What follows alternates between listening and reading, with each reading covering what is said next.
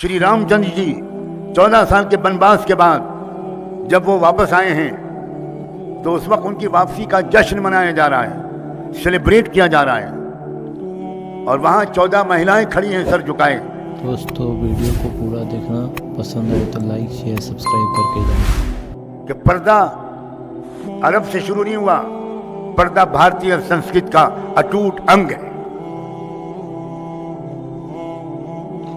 तुम हमें इस बात की सजा दे रहे हो कि हम भारतीय संस्कृति को कलेजे से और सीने से लगाए हुए हैं और तुमने पश्चिम की अश्लील संस्कृति को कबूल कर लिया है। तुम हमें इसकी सजा दे रहे हो जाहिलो।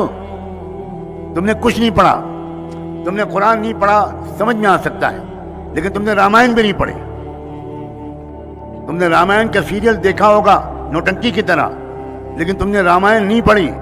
तुमने रामायण पढ़ी होती तो तुमने वो वाकया पढ़ा होता जिस वाकये में जब श्री रामचंद्र जी 14 साल के वनवास के बाद जब वो वापस आए हैं तो उस वक्त उनकी वापसी का जश्न मनाया जा रहा है, सेलिब्रेट किया जा रहा है। और वहाँ 14 महिलाएं खड़ी हैं सर झुकाए, घूंघट निकाले।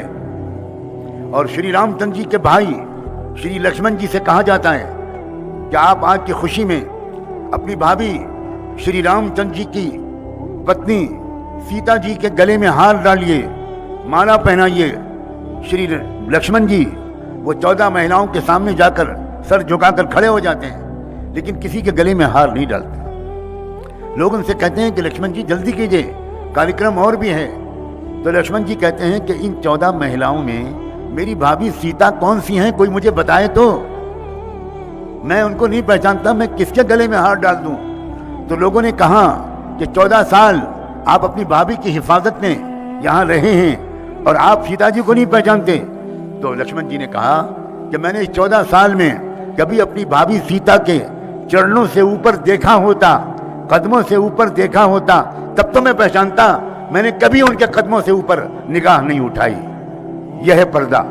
ऐ भारत के हुक्मरानों, ऐ भारत के अंधविश्वास में मुब्तला अनपढ़ चौथी पास हुकूमत करने वाले जाहिलों, कुछ कुरान तुमको पढ़ने की तौफीक नहीं तो रामायण तो पढ़ लेते। ये पर्दा मक्का मदीने से शुरू नहीं हुआ, ये पर्दा भारत से शुरू हुआ। तुम इसके पीछे पड़े हुए हो। और ऐ मुसलमान लड़कियों और औरतों, मैं तुमको कसम देता हूं जो तुम अपनी हया और हिजाब को उतारने पर कभी राजी मत होना।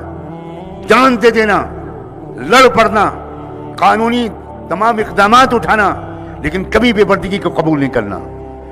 पर्दा शराफत की अलामत है। पर्दा एक कीमती डायमंड होने की अलामत है। कीमती चीज ओपन में नहीं रखी जाती।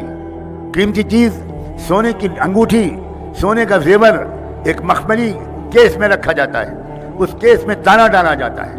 उस केस को एक अलमारी में रखा जाता है, लॉकर में रखा जाता है, लॉकर में ताला डाला जाता है। और उस लॉकर को, उस अलमारी को, उस सेफ को कमरे में रखा जाता है, उस कमरे में ताला डाला जाता है। इसी तरह एक औरत और एक लड़की ये डायमंड और जेबिल की तरह कीमती है, खूबसूरत है, हुस्न की अलामत है, जीनत है, रौनक है।